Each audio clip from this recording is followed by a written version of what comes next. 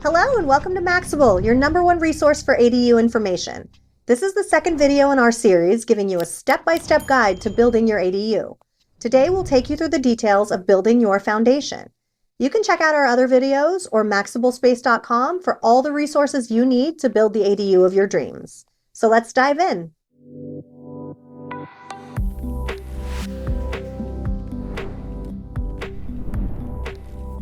Let me start by showing you the main home, which is located on a corner lot. You can see it there behind the trees. The garage is located off the side street with direct access from that street. And here you're looking at the back side of the garage. And you can see the back wall of the garage was removed down to the studs. And they're going to build the ADU directly attached to the back of the garage. So you can see in the foreground here, they've already started on the work needed for the foundation. The white plastic covering you're seeing on the ground is the vapor barrier that goes between the ground and the concrete that will be poured to ensure any ground moisture doesn't impact the slab and floor. You can also see they've laid a bunch of rebar steel, and that's required to add a significant amount of strength to the concrete foundation. Now those black pipes sticking up are the plumbing waste lines, and you're actually just seeing a portion of those pipes. The rest of them are already buried underground. We'll talk more about the underground plumbing a little later. You'll also notice the contractor has put up wood forms around the entire perimeter of the excavation, and that's going to be the outside edge of the foundation. Let's take a closer look around the border of the ADU. You can see in this area the excavation is a lot deeper, probably at least 2 feet deep with a lot of rebar in this area. This is where they'll pour the concrete footings that actually create the structural support for the entire ADU. And the exterior walls of the ADU will sit on top of these footings. The rest of the foundation, where you see the white vapor barrier, is not nearly as deep because that will end up being the slab, which isn't there to support the structure, but just to create a solid floor.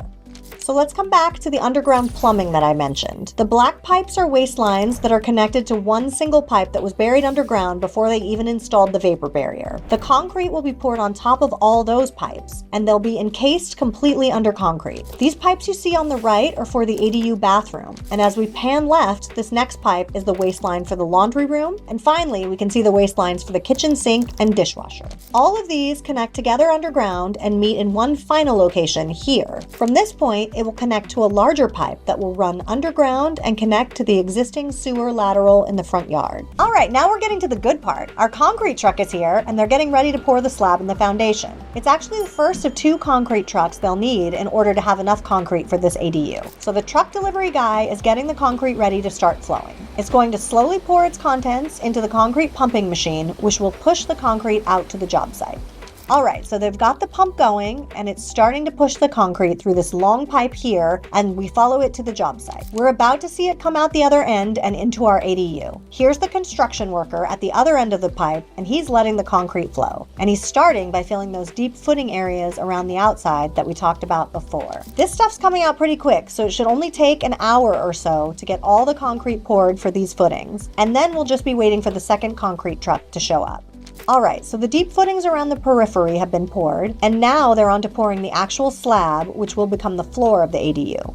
As you can see, they're pouring it right on top of the vapor barrier, and they're also going to be covering the rebar there as well. They've also set up this 2x4 here in the middle that will tell them the rough level of how high the slab needs to be. Now, as they're finishing pouring each area, you can see the concrete workers starting to level it out. Amazingly, they do this with just a basic 2x4. They're just moving the wet concrete back and forth to achieve a rough level of where they need to be. They're also guided by wood forms that were set on the outside of the footings. You can see the plumbing waste lines again that are being buried in concrete. And here's a close-up shot of the wood forms. The workers are leveling the concrete right to the top of those forms. The forms act as a guide to show the workers exactly where the top of the floor needs to be. Here you can see a bunch of the rebar sticking out of the foundation, and these will end up being the hold downs. The framing of the exterior walls will sit directly on top of those pieces of rebar, and they will bolt down the walls to these rods to create the support of tying the framing to the foundation.